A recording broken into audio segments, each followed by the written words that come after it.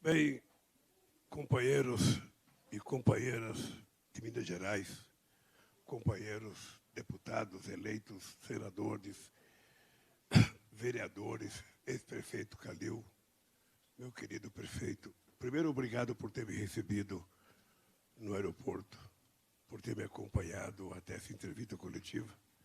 Eu quero cumprimentar a companheira Gleice Hoffmann, presidenta nacional do PT, que está aqui atrás, para poder aparecer aqui na frente, que você não está com essa bola toda, você não é muito conhecida em Minas Gerais da imprensa. Cumprimentar os queridos companheiros da imprensa e dizer para vocês que retornar a Belo Horizonte, para mim, é sempre um motivo de muita alegria.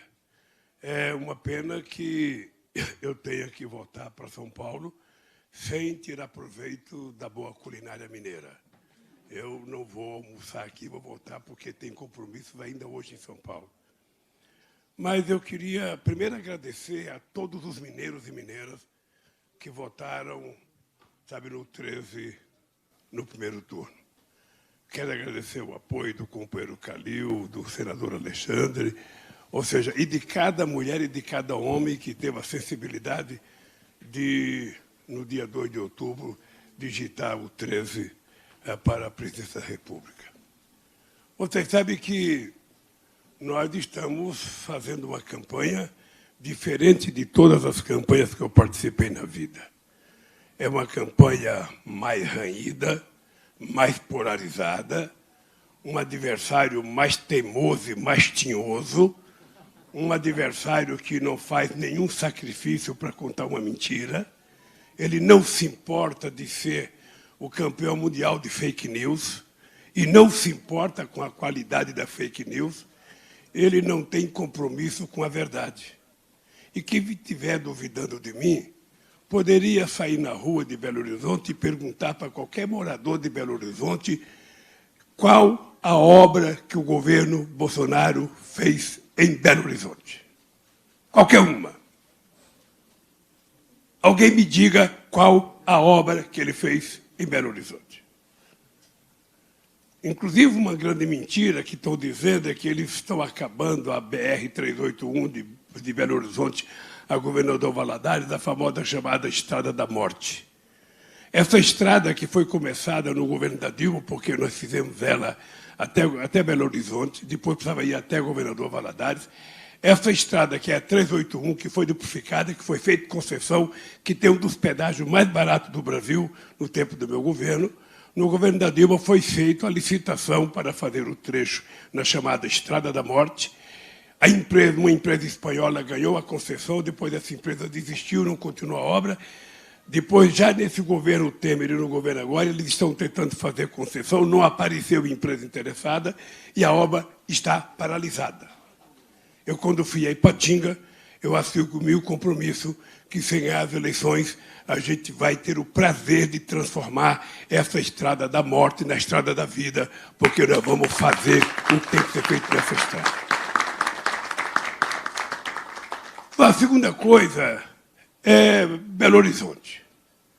Belo Horizonte, no período que eu fui presidente da República, e no período que a Dilma, por ser mineira, foi presidenta da República, a gente sempre teve uma atenção muito especial nas parcerias construídas, com Belo Horizonte. Só para vocês terem ideia, foi feito investimento de 14 bilhões e 300 milhões no período do governo do PT, dos quais 11 bilhões e 900 milhões de obras de infraestrutura e 2 bilhões e 400 milhões só do Minha Casa Minha Vida.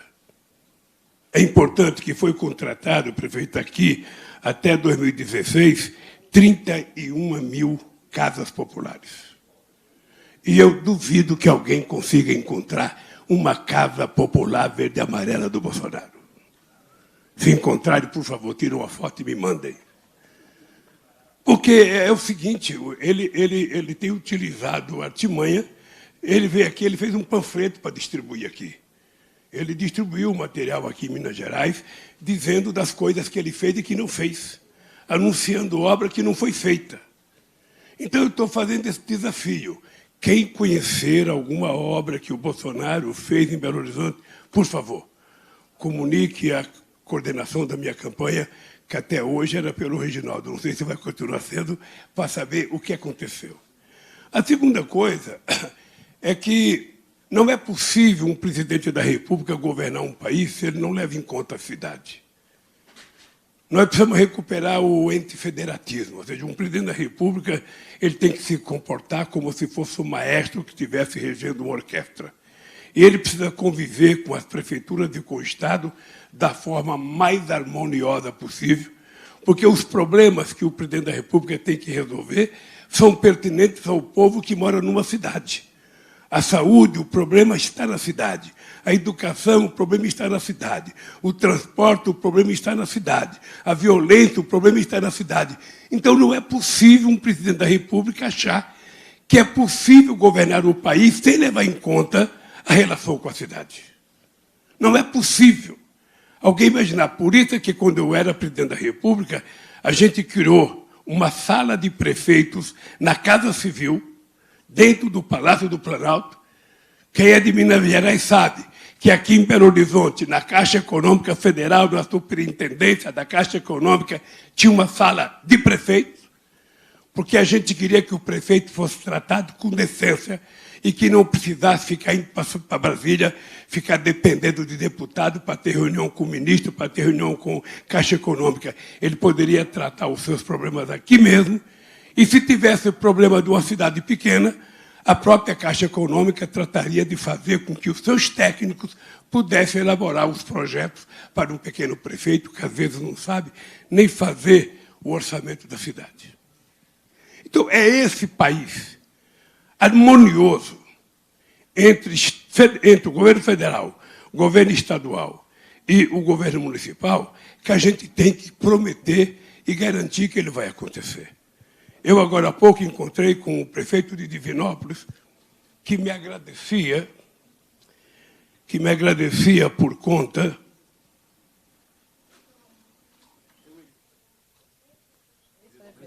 ex-prefeito por conta da faculdade de medicina que foi feito lá. E foi uma coisa interessante, porque a gente estava fazendo um comício, o ex-prefeito pediu a faculdade, e eu disse no microfone, se você der o terreno, eu faço a faculdade. Ele deu o terreno, nós fizemos a faculdade. E agora a faculdade já tem mais de 2.000 alunos de medicina, e a faculdade agora está precisando do chamado hospital-escola, hospital universitário. E é engraçado que tem um hospital regional sendo feito lá na cidade que está com as obras meio paralisadas. Eu não conheço o governador Zema. Não conheço, mas eu sei que ele foi eleito governador do Estado no primeiro turno. Pois bem, se eu for eleito presidente da República, ele vai conversar comigo em Brasília, ou vem a Belo Horizonte conversar com ele, porque a gente vai transformar, acabar esse hospital, escola, e fazer ele prestar serviço que tem que prestar à comunidade da região de Divinópolis. Nós não podemos deixar, num país que precisa de saúde, o hospital parado.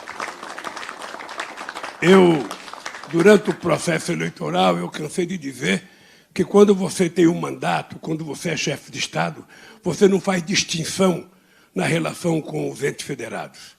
Eu não quero saber de que partido é o governador ou o prefeito. Eu quero saber que, se ele foi eleito, ele merece ser tratado com dignidade, com respeito e com decência em qualquer lugar do país. Foi assim que eu tratei prefeito durante 8 anos, foi assim que eu tratei governador durante 8 anos. A minha relação com a Aécio sempre foi uma relação altamente produtiva. O único probleminha é que, de vez em quando, os programas nacionais ele tentava dar um nome mineiro. Mas não tem problema. O que era importante é que as coisas aconteciam e a gente tinha prazer de fazer acontecer, sem ficar colocando picuinha político-ideológica nas nossas ações. Eu estou confiante de que nós vamos ganhar essas eleições. Acho que o Brasil precisa, nesse momento, muito, de alguém que tenha a capacidade de governar esse país com o sentimento do coração, que tenha a capacidade de governar esse país pensando no povo que está excluído e cada vez mais tem aumentado. Eu passava com o prefeito agora na avenida e a quantidade de gente dormindo embaixo de encerado, embaixo de lona, é um negócio que a gente não poderia entender que isso ia voltar no Brasil. A gente tinha acabado com isso. A gente não via mais pessoas pedindo esmola na rua. Você não via mais crianças em nenhum semáforo pedindo esmola. E hoje você vê mães com crianças no colo, com papel escrito, pedindo comida, de vergonha de falar. Este país, que é o terceiro produtor de alimento do mundo, o primeiro produtor de proteína animal, não tem explicação. Esse país, que saiu da 13ª para a 6ª economia do mundo, voltou para a 13ª. Esse país que tem um presidente falastrão, que fala, e as coisas não acontecem. Então, eu acho que nós vamos ganhar as eleições porque o Brasil está precisando, sabe, de um pouco de paz. Essa paz que vai trazer crescimento econômico, que vai trazer desenvolvimento, que vai trazer emprego, que vai trazer salário, que vai trazer consumo. O consumo traz mais emprego, mais indústria, mais produção, mais salário, mais consumo, e a gente vai fazer esse país voltar a ser uma economia pujante. Esse país precisa voltar a ter relações com o mundo exterior. O Brasil, durante todo o período do meu mandato, o Brasil foi protagonista internacional. Eu fui o único presidente da República na história do Brasil, Calil, que participei de todas as reuniões do G8. Eu fui um dos presidentes que ajudei a criar o G20. Fui o único presidente da República que cumpri superávit primário durante todo o período em que fui presidente da República, dando a demonstração de que responsabilidade não precisa ter lei. Responsabilidade precisa ter caráter. É por isso que eu sou contra o teto de gasto. Porque eu não preciso de uma lei para ser responsável. Eu sou responsável porque eu aprendi, sabe, na minha formação política, que a gente só pode gastar aquilo que a gente ganha, a gente só pode gastar aquilo que a gente produz, e se a gente tiver que fazer dívida, a gente tem que fazer dívida que a gente possa pagar e fazer dívida para construir um ativo que possa dar retorno financeiro para quem fez o investimento. É esse país que nós queremos construir.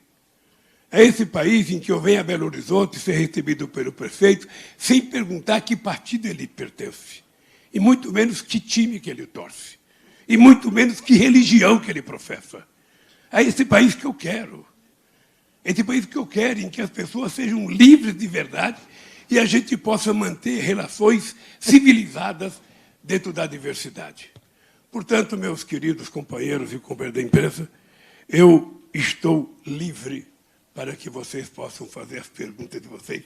Ninguém vai ser agredido, ninguém vai ser ofendido, não tem pergunta difícil, tá? Só que não pode ser muitas perguntas, porque tem uma passeata aí, daqui a pouco só vai ficar nós aqui para fazer a passeata. Por favor, tá? Se levante, nome e veículo, por favor. Peraí, o microfone está com o pessoal aqui. Obrigado, por favor. Bom dia, presidente. André Junqueira, TV Globo. Existe uma expectativa com relação aos seus planos para a área econômica, o senhor acabou falando um pouco aqui. A própria Simone Tebet, ao anunciar apoio ao senhor, falou aí da importância de uma âncora fiscal, até para controle de gastos. Eu queria saber do senhor, o que o senhor pode falar para o mercado, se o senhor pode falar com mais detalhes, e se o senhor me permite mais uma pergunta, falando em Simone Tebet, se o senhor vai convidá-la para o ministério, caso seja eleito. Olha, você fez duas perguntas. Vou começar pela segunda. Eu não posso montar governo sem ganhar as eleições. Eu primeiro tenho que ganhar as eleições para depois, então, começar a discutir o governo. A segunda coisa, você pode ficar exigindo programa de governo para alguém que nunca foi candidato a nada, alguém que nunca governou nada. Para um partido que já governou esse país 13 anos, para um presidente da República que teve um mandato mais bem sucedido na economia. E eu vou lhe dar os números. Eu sei da preocupação do Globo com os números, eu vou lhe dar o número. Quando eu assumi a presidência da República em 2003, economistas, inclusive companheiros e companheiras da Globo, diziam que o Brasil estava quebrado, que o Brasil não tinha conserto. A inflação estava a 12%, o desemprego a 12%, nós tínhamos uma dívida interna pública de 60,5% do PIB e tínhamos uma dívida com o FMI. Então, veja, quando eu entrei no governo, a primeira coisa que a gente fez foi reduzir a dívida pública de 60,5% do PIB para 37,7% do PIB. Segundo, a gente trouxe a inflação de 12% para 4,5%, que era o centro da meta, 2 a mais e 2 a menos, durante todo o nosso mandato. Terceiro, nós geramos em 13 anos 22 milhões de empregos formais. Quarto, nós pagamos a dívida com o FMI, emprestamos 15 bilhões para o FMI, nós éramos devedores, viramos credores do FMI, e nós conseguimos ainda fazer, pela primeira vez na história do Brasil, uma reserva que até hoje é a salvação da lavoura, porque é ela que faz com que o país não quebre. Mais ainda, a gente teve um crescimento do PIB médio de 4,5% ao ano, que foi o mais importante crescimento. Ora, então, por que as pessoas querem que eu apresente o ministro da Fazenda? Se eu apresentar eu perco 10. Se eu apresentar 10, eu perco 50, porque eu vou saber da cabeça de vocês quem quer ser ministro. Eu sou louco de indicar um? Não. Primeiro eu vou ganhar. A segunda coisa, a minha economia começa o seguinte. Veja, a primeira coisa que eu quero fazer, na primeira semana de janeiro, é reunir os 27 governadores de estado desse país, independentemente do partido que eles pertencem. Porque eu quero discutir as principais necessidades de cada estado, no campo da infraestrutura, envolvendo educação e saúde, para que a gente possa construir um novo PAC, não é repetir o PAC, mas um novo PAC, com a participação de prefeitos e governadores, porque a gente vai ter que começar a fazer imediatamente obras de infraestrutura em vários campos para que a economia possa voltar a crescer. Nós, quando fizemos o PAC em fevereiro de 2007, quando a Dilma deixou o governo, a gente tinha inaugurado quase 3 milhões, quase 13.800 obras. Nós temos mais quase 14 mil obras que estavam em andamento e que muitas estão paralisadas. Nós estamos fazendo um levantamento de todas essas obras e nós vamos começar a reconstrução do país por fazer essas obras. Nós vamos fazer com que o BNDES volte a ser um banco de investimento no desenvolvimento, muito investimento do BNDES, muito investimento do Banco do Brasil, muito investimento da Caixa Econômica Federal, porque nós vamos retomar o Minha Casa Minha Vida e retomar financiamento em saneamento básico nesse país, urbanização de favela, para cuidar com dignidade desse povo. O Banco do Brasil não vai financiar apenas a agricultura, vai financiar a agricultura e vai financiar micro e pequenos empreendedores que têm milhões de pessoas querendo uma oportunidade de começar a trabalhar por conta própria. Essas pessoas vão ter a chance. Se tiver criatividade, vai ter financiamento para que a gente possa dar a todos os brasileiros a oportunidade de serem seus próprios patrões. Eu, quando trabalhava na Villares, eu tinha vontade de ser mandado embora. Naquele tempo, a gente não tinha as alternativas que tem hoje. A gente só pensava num bar ou num táxi. Mas hoje tem 500 oportunidades para que as pessoas tentem uma atividade. E nós vamos tentar. Nós vamos chamar as federações da indústria do Brasil inteiro, os empresários que têm práticas concretas de inovação, chamar as universidades e os trabalhadores para discutir uma verdadeira política de inovação nesse país. Não basta discurso, é preciso colocar em prática as coisas que estão bem-sucedidas. Essa tal da chamada economia criativa, nós vamos tentar torná-la mais criativa, vamos incentivar o crescimento de cooperativas de pequenos grupos, como cooperativa de catadores de material reciclado, cooperativa de bordadeiras, cooperativa de qualquer coisa. Nós vamos fazer com que as pessoas que queiram se organizar para trabalhar e produzir e ganhar coletivamente, nós vamos facilitar. Esse vai ser um Brasil que vai acontecer a partir de janeiro, ganhando as eleições. E aí todo mundo vai saber o tipo de política que nós vamos fazer. E o tipo de política será: o salário mínimo receberá aumento real todo ano, de acordo com o crescimento do PIB. Nós vamos outra vez acabar com uma fila de 4 anos no INSS. No meu tempo de presidente, as pessoas se aposentavam, era a presidência que mandava uma carta para as pessoas. Era a presidência que comunicava ao beneficiário: você completou 35 anos de serviço, seu salário vai ser tanto, pode passar na agência para receber.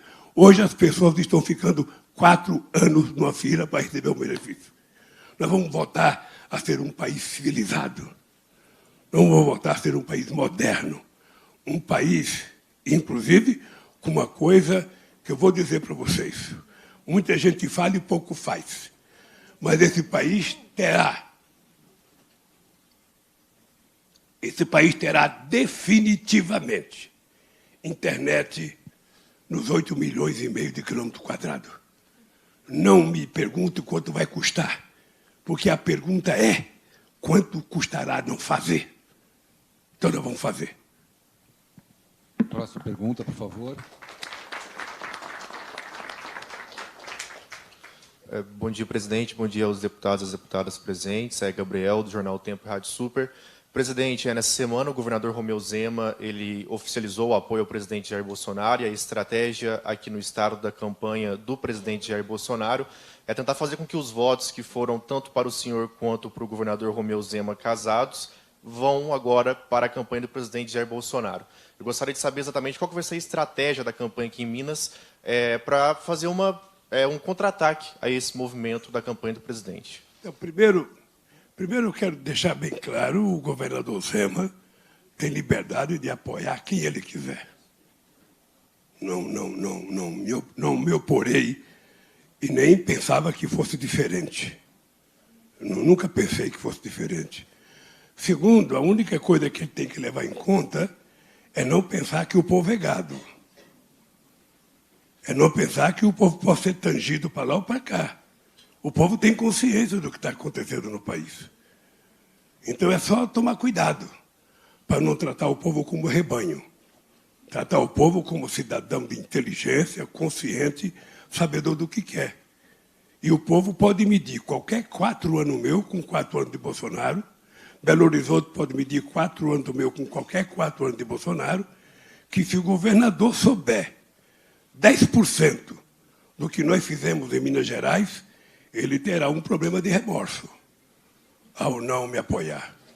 Quando ele souber que no nosso governo, em 13 anos, foram colocados à disposição do governo de Minas Gerais 260 bilhões de reais, dos quais 208 para infraestrutura e economia urbana e 50,9 bilhões para habitação, e ele souber todas as coisas que nós fizemos, duplicação de ferrovia BR-50, Uberaba-Araguari, BR-262, duplicação também tinha Nova Serrana, BR-153, divisa Goiás, Minas Gerais, BR-40, se ele souber tudo que nós fizemos, eu não vou deixar para você dar para ele, não, porque o Reginaldo vai levar para ele.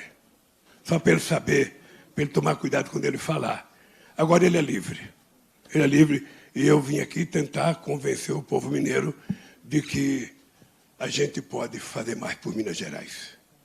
A gente pode contribuir com a participação coletiva, antifederativa, com os nossos estados. É só isso. Bom dia, presidente. Lucas Teixeira, do UOL, tudo bem?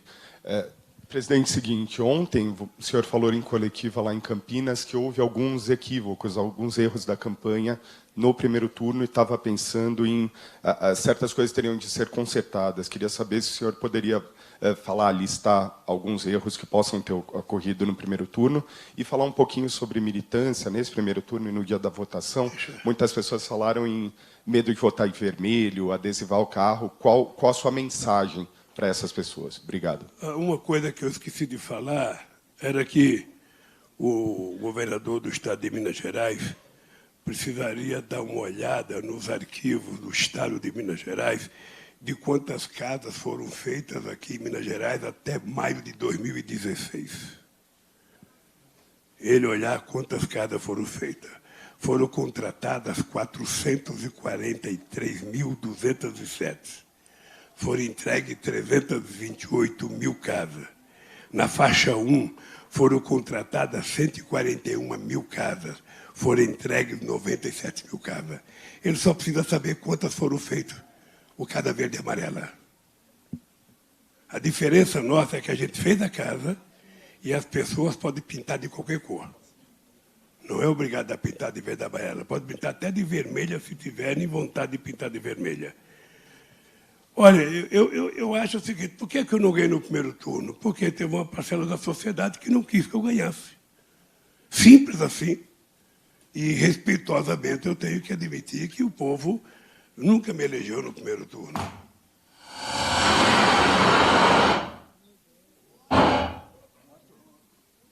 Parece a própria Ucrânia.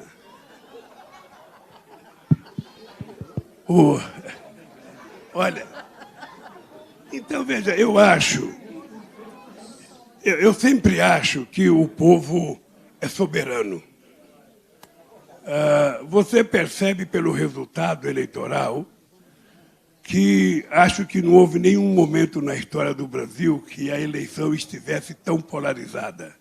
Os votos estão definidos.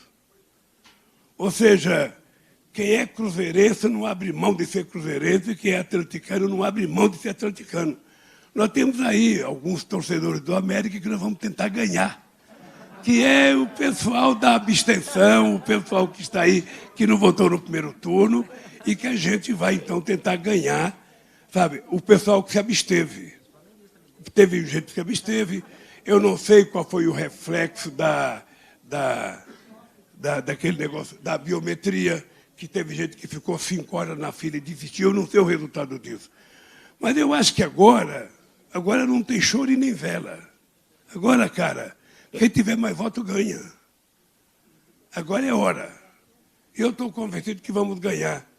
Eu, sinceramente, gostaria de ser mais inteligente e de ter convencido mais gente a votar em mim. Não fui. Então, eu estou disputando o segundo turno. Eu espero que o povo tenha me dado a chance de poder me mostrar melhor daqui para frente. Agora, de qualquer forma, a mim parece que eu sou melhor que o meu adversário. Hein? Não, veja, eu acho que é o seguinte: primeiro, a militância não pode aceitar nenhuma provocação. Vão ser dias tensos, ninguém pode aceitar nenhuma provocação, sabe? Não aceite provocação, não entre em encrenca, não aceite nada, sabe? Seja o cidadão mais pacífico do planeta Terra. E no dia da eleição, vá lá votar e vote com a sua consciência. O resultado será acatado. Por mim, vocês não tenham dúvida. Eu já perdi 2 eleições para o Fernando Henrique Cardoso, perdi a eleição para o Collor, e cada vez que eu perdi, eu voltei para casa, sabe, sem reclamar da vida. Então é o seguinte, vai ter um resultado. Eu espero que quem ganhar, espero que seja eu, sabe, tenha o direito de sorrir, e quem perder tem o direito de chorar. É isso que está garantido na democracia. Eu já chorei muito, cara, com derrota. Cheguei em casa, você pensando que ia ganhar e você perder. A maior derrota minha foi em 82. Eu terminei um comício no Pacaembu, tinha tanta gente. Eu era o 4º colocado na pesquisa, mas eu não acreditava em pesquisa, porque candidato não acredita em pesquisa que ele perde, ele só acredita em pesquisa que ele ganha. E eu estava num comício no Pacaembu, tinha tanta gente, tanta gente, tanta gente.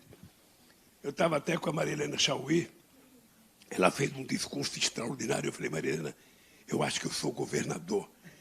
E tinha lá o Montoro, tinha o Reinaldo de Barros, tinha o Rogério e tinha o Gênio Quadros.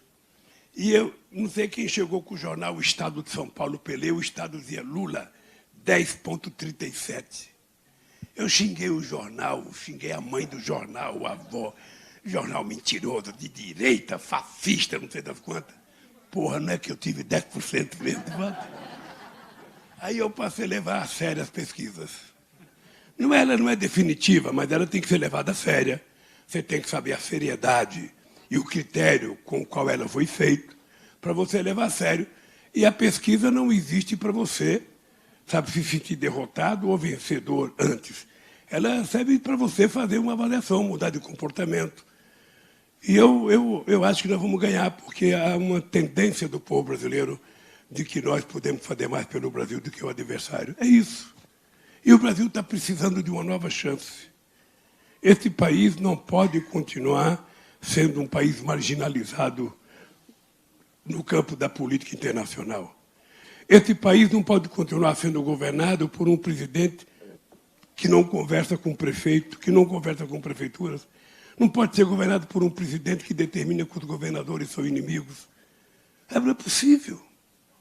Esse país tem que viver em paz. Esse país tem que viver, sabe, de forma... Não pode mais tirar dinheiro da educação. Ele está acabando com a educação nesse país. A merenda escolar está a 36 centavos, há 5 anos que não aumenta. Ele agora diminuiu o dinheiro do Enem. Você percebe? Ou seja, esse país não vai a lugar nenhum se não houver investimento em educação. Não há modelo de país desenvolvido no planeta Terra sem antes ter investido em educação, em ciência e tecnologia. Não me pergunta, mas não tem dinheiro. Tem dinheiro, o que não tem é sabedoria de fazer as coisas. É só botar na cabeça que investimento em educação não é gasto, é investimento de verdade. Que formar um engenheiro é muito importante para o país. Formar um médico é muito importante para o país. Sabe, então, eu acho que é isso que vai ganhar as eleições.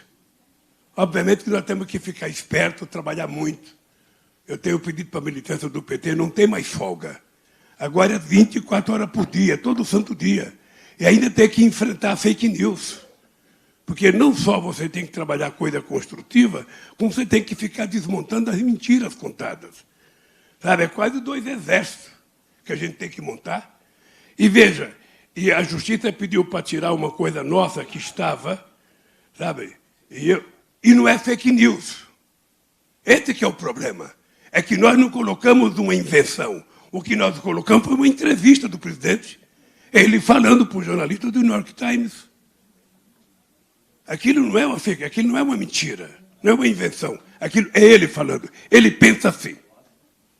E de verdade, ele se puder come índio. A política que ele tem para os indígenas é zero. A política que ele tem para a Amazônia é zero. A política que ele tem para a questão climática é zero. E ele faz questão de dizer. E como eu penso 100% diferente dele, eu quero dizer, sabe, que nós vamos fazer a mais importante política de preservação ambiental que esse país já viu. Já fizemos quando era governo. É importante lembrar que nós reduzimos o desmatamento em 80%. É importante lembrar que nós diminuímos a emissão de gás de efeito estufa em 36,9%. É importante lembrar a participação do Brasil no Acordo de Paris e no Acordo da COP15 em Copenhague. E depois é o seguinte, nós temos que ter clareza. A gente não tem que confundir o agronegócio com o desmatador, não. O agronegócio tem muita gente produtiva, tem muita gente séria, muita gente preocupada. Aquele que não quer preservar não é agronegócio, aquele é bandido mesmo. Mas a gente não pode confundir as coisas. Sabe? O agronegócio é aquele que produz, aquele que comercializa, aquele que quer vender, aquele que quer ganhar dinheiro, aquele que sabe que tem que cuidar da natureza. Aquele que quer desmatar não pode ser confundido. Ele é um cara que está negligenciando as normas legais desse país. Acabou, gente? Obrigado, pessoal. Obrigado, tem uma nota.